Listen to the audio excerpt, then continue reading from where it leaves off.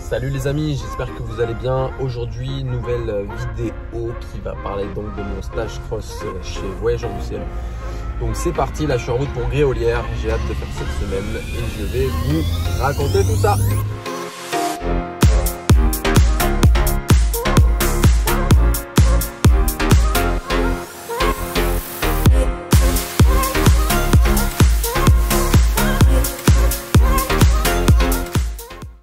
Donc premier jour de stage cross, arrivé à Gréolières à l'école de Cédric, les Voyageurs du Ciel, où on a commencé par 2 journées théoriques très instructives sur comment préparer un cross, savoir préparer son vol, des rappels très importants sur comment faire sa météo, vent, nébulosité, instabilité, où chercher les informations, savoir interpréter, donc lire un hémagramme, choisir son cross en fonction de la météo, faire sa polaire des vitesses, le régime de vol, savoir configurer son GPS et y intégrer des balises, réglage des sellettes, vérification des secours et même une bonne séance de gonflage le deuxième jour pour vérifier les bases de tout le monde.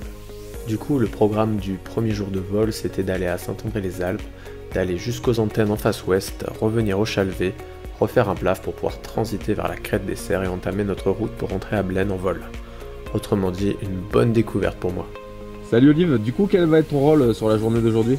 Alors j'espère que mon rôle sera très peu utile parce que je vais devoir récupérer les pilotes qui pourraient ne pas arriver au goal. Mais vu le niveau de la journée, je pense que je récupérerai tout le monde à la terreau. Donc je vais juste ramener le 4x4 de Saint-André-les-Alpes au col de Blaine. Rentrer de Saint-André, ça serait une belle perf pour moi. Puis ça ferait passer un palier, tu vois, ça ferait passer l'idée de commencer à aller loin, de partir, de pas poser là où tu t'as décollé. Le but de cette journée, c'est prendre plaisir et apprendre à sortir du bocal. Donc le bocal, c'est ce qu'on appelle couramment la zone d'évolution du parapente quand on reste près du déco et notre atterrissage. On garde le même décollage, le même atterrissage. Et là, on va essayer de faire du vol de distance. Bon, ça y est, on vient d'arriver à Saint-André-les-Alpes. Donc là, on attend le 4x4 pour pouvoir monter au déco. Et puis pour pouvoir commencer notre petit cross. Donc petit briefing avec Cédric à l'atterrissage de Saint-André-les-Alpes pour nous présenter un petit peu le site et les différents décollages. Et puis reparler de l'objectif de la journée et de comment ça allait se passer en l'air avec Guy Larmeau qui nous avait rejoint, qui était l'ouvreur, et Cédric donc, qui était celui qui allait fermer le vol. Donc là, vous pouvez tout à fait préparer votre matériel. Voilà, le faire comme si vous alliez partir. L'idée, c'est de partir dès que ça commence à être facile de monter. Pas quand on se fait catapulter, mais au moins qu'il n'y ait pas de difficulté à tenir sur le début du vol. Bon, t'es chaud pour ton premier cross? Ah oui, chaud complet, ouais. Chaud patate. Ouais. Un peu flippant, mais bon, non, tout va bien. Excité quoi. Excité, c'est ça. Et puis Bon. un peu d'adrénaline qui fait que ça va bien. Bah écoute, c'est parti hein. Ouais, on va le faire. Ça fait quoi d'être le centre du monde aujourd'hui? Et tout le monde va te regarder et en mode t'es notre héros quoi, notre sauveur. C'est la classe, ne payer pour voler, c'est quand même... L'objectif de la journée, c'est de découvrir déjà le site de Saint-André, qui est un site qui peut être propice au cross quand il y a un flux d'ouest ou de nord-ouest. On va apprendre un petit peu le parcours qui peut nous amener à Blaine ou à Gréolières. Donc il va y avoir une première partie du vol où on va appréhender le site de Saint-André, et une fois que les conditions nous permettront de prendre un maximum d'altitude, on prendra la direction sûrement mais tranquillement mais sûrement de Blaine. Donc on va faire cap à l'est, cap au sud-est. Ici on est sur la montagne de Chalvet qui est le décollage du site de Saint-André. On va prendre la crête des Serres, on va aller au pic de Chamat. L'idée à pic de Chamat, c'est de prendre au moins 2400 mètres. Donc c'est les plafonds qui seront annoncés aux alentours de 13h30, 14h. Et une fois qu'on sera à 2004, on va tenter de récupérer donc la crête du Crémont. Et du Crémont, si on arrive à prendre la crête du Crémont, parce qu'il y a un petit verrou, donc peut-être qu'il y en a certains d'entre nous qui n'y arriveront pas, ils termineront à Saint-Julien-d'Yverdon. Et bien on continuera sur le Taillon et après retour sur Blaine. Et en fonction de l'heure et des conditions, on pourra faire une tentative de rentrer directement sur Gréolières. Donc là, il n'y a pas vraiment d'objectif en termes de destination, mais il y a un objectif en termes de plaisir et en termes d'apprendre un petit peu comment gérer une transition, nos régimes de vol, comment on va optimiser notre performance en utilisant l'accélérateur ou nos commandes.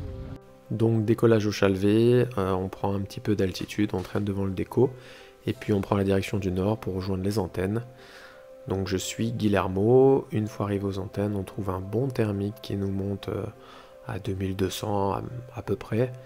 Et puis on décide de se regrouper et de retourner vers le Chalvet en transition pour pouvoir refaire un plaf ici au Chalvet. Et une fois à peu près à 2200, écoute, je décide de faire la transition vers la crête des Serres juste en face. Donc accélérer aux arrières. Et donc c'était la première fois que je faisais cette transition et j'étais un petit peu stressé. L'objectif était vraiment de raccrocher. J'avais pas envie de me poser tout de suite. Du coup j'arrive à raccrocher et puis là ça remonte le long de la crête. C'était gagné pour cette première transition. Et donc je longe la crête des Serres pour rejoindre le pic de Chamat tout au bout. Et là je trouve un bon thermique qui me fait prendre à peu près 2500, je prends 2500, et puis je commence ma transition vers le Crémont. Et donc là je me dis que j'ai assez de hauteur pour pouvoir raccrocher de l'autre côté, sauf que Cédric nous avait prévenu, il fallait vraiment faire une laisse de chien pour pouvoir contourner et pas se retrouver sous le vent, et là je me rends compte avec ma trace que j'ai pas du tout fait ce qu'il fallait. Et donc je raccroche, mais je raccroche un petit peu bas et j'avais peur de finir dans les arbres, ça faisait que descendre. Et du coup, je suis allé vers Saint-Julien.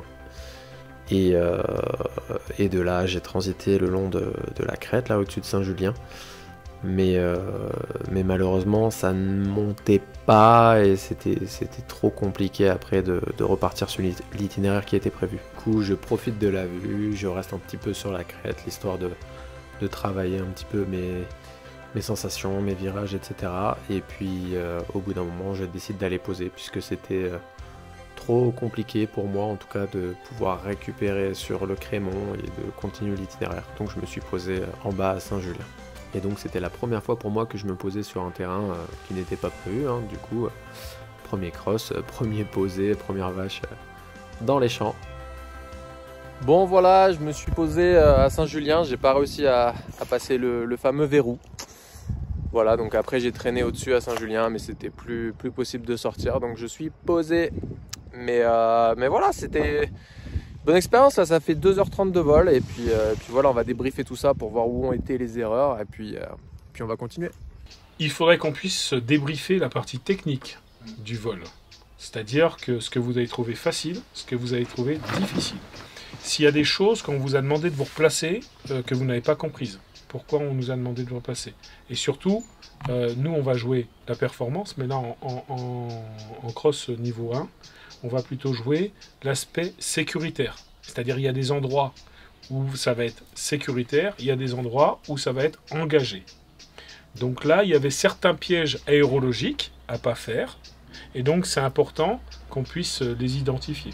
Le deuxième jour de vol, les conditions n'étaient pas top pour aller voler ailleurs, donc on a décidé de voler sur notre site à Gréolières et de travailler les transitions, faire des plafs, transiter, trouver quelque chose, revenir, remonter, etc.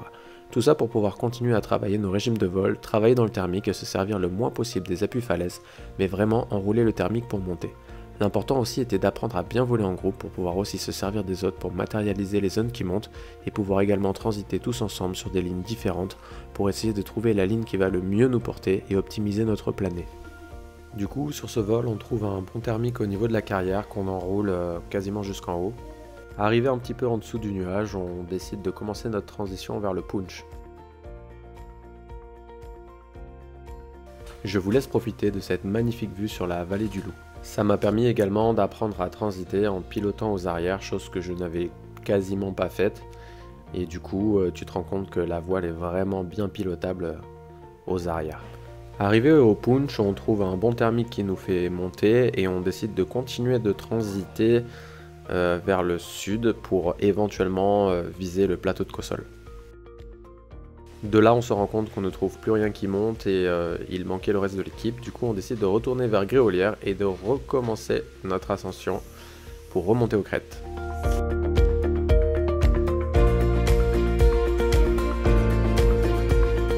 De là, un petit peu avant Coursegoule, on trouve un bon thermique qui nous fait bien monter et on commence à transitionner vers le sud, mais par l'autre côté cette fois-ci pour tester d'autres choses. Et de là, on décide de rentrer sur Gréolières. Pour ma part, j'étais fatigué, ça faisait 2 heures et quelques. Et j'avais envie d'aller me poser, de retrouver le sol. Et du coup, atterrissage pour moi. Il était un petit peu 13 h de l'après-midi. Et c'était un petit peu mouvementé à l'atterrissage, mais ça s'est bien passé.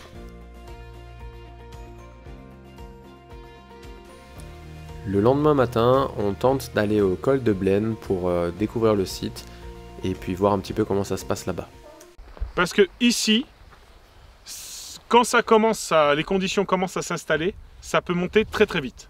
On peut passer, quand je dis très très vite, on peut passer de 10-15 à 30 à l'heure en 15 minutes. C'est-à-dire que là, il faut vraiment vous équiper et puis attendre vraiment avec soit la voile en boule à l'ombre, ou soit si ça commence à être installé, juste l'ouvreur, voilà, qui va démarrer le vol. On est sur une face sud et on a derrière certaines imperfections sur la crête qui fait qu'il y a des faces qui vont être plutôt orientées sud-est, des faces plutôt orientées sud-ouest. Donc là, on est le matin, il va falloir privilégier les faces sud-est. Une face sud-est, il y en a une juste derrière là-bas, où il y a éventuellement celle-là ici. Donc l'idée, c'est pas se jeter, c'est de pouvoir scruter donc sur la crête en restant pas trop loin et en privilégiant les combes et notamment voilà celle derrière là qui est bien là. Hein, il est là, ok, il est là, il est dans le thermique. Donc déjà ça commence à monter, c'est plutôt bon signe.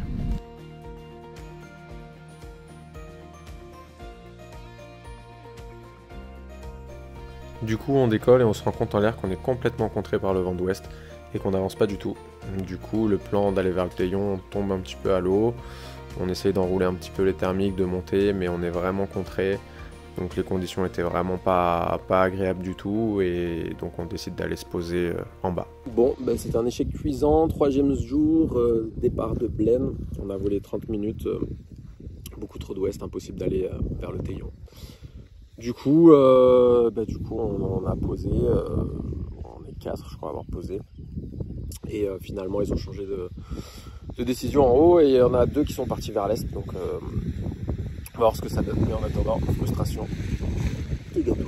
Entre les conditions qui avaient prévues, entre ce qui s'est passé, entre l'analyse, on va dire, entre ce qu'on voulait, ce qu'on souhaitait, donc il y a eu des écarts. Donc il faut qu'on puisse prendre un temps, et le temps, voilà, pour pouvoir débriefer ce vol, et on va prendre le temps qu'il faut. Il faut pouvoir tirer cette expérience qui peut être frustrante, voilà, et savoir aussi pourquoi c'est frustrant. Il faut pouvoir vous exprimer là-dessus, et qu'on puisse vous aider à faire cette analyse, et ce qui est important de retenir de ce vol. Mais ce qui est important, c'est que vous puissiez faire votre ressenti sur les conditions. Est-ce que c'est des conditions normales? Est-ce que c'était pour vous turbulent? Est-ce que c'était l'ensemble, etc. Et donc de faire un tour de table pour un peu décrire votre vol et décrire ce que vous auriez aimé faire dans ces conditions-là et ce qu'on pouvait faire dans ces conditions-là. Bon, dernier vol de la semaine, the bardi. Du coup, pour pas rester sur cet échec, on a bien débriefé le vol, chacun a pu bien s'exprimer. Et on va manger et on décide de retourner décoller pour 15 h à Gréolières pour se faire un dernier vol de fin d'après-midi et de fin de stage. Et on va essayer de faire un petit peu comme on avait fait la veille, de se suivre et d'essayer de trouver des transitions et de voir un petit peu les opportunités et éventuellement les saisir. Du coup, un peu comme la veille, on prend le thermique, on monte aux crêtes. Et on décide de transiter vers le punch où on essaie de trouver quelque chose qui fonctionne. Malheureusement, on ne trouve rien qui marche et on décide donc de retourner vers Gréolières. Et là, on fait un point bas et on essaye de sortir de là. Après quelques minutes de galère à gratter pour essayer de remonter, on arrive enfin à repasser au-dessus du déco. Et puis on était reparti pour rechoper le thermique et monter à la crête de nouveau. Une fois arrivé à la crête, on la longe et on se dirige vers Courceboule qui est beaucoup plus à l'est. De là, j'arrive à trouver un thermique qui me monte à 1007 et je décide de tenter ma chance vers Tourette-sur-Loup. Sachant que si je trouvais pas de thermique, j'allais vacher, mais ça me faisait pas peur, au contraire. sachant que c'était le dernier vol et j'étais bien content de pouvoir le faire. Donc j'ai pas réussi à passer, j'ai pas trouvé de thermique et donc je me suis posé dans la pampa.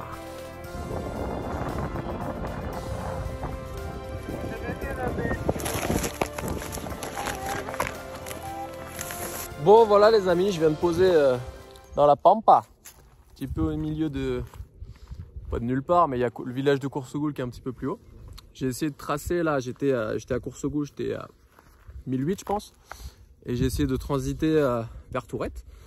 Bah voilà, ça a marché bien tout le long, et puis à la fin, bah écoutez, ça a commencé à descendre et tout, et j'avais peur de ne pas passer les lignes électriques. Du coup j'ai fait demi-tour et je me suis vaché, j'ai trouvé un petit espace.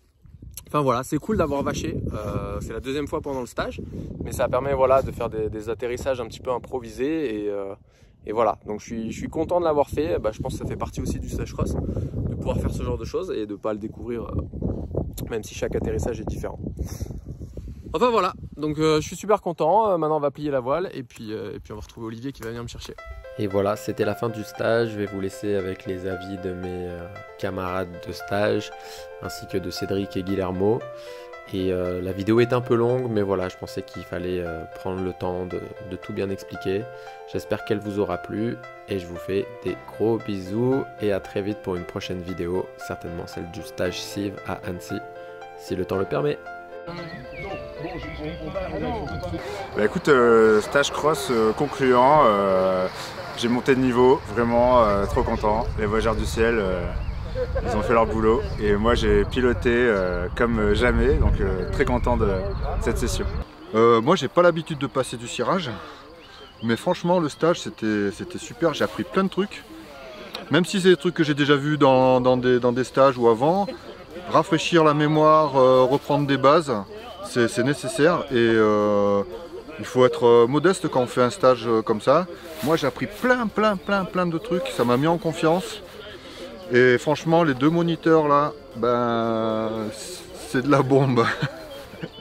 Bon alors 5 jours de stage, 3 jours de vol, le bonheur. Niveau montée d'avant, beaucoup plus à l'aise qu'au départ. Encadrement de folie et vol magnifique. À part Blaine. Eh ben, progression forcément, hein, exploration et puis sortir de sa zone de confort.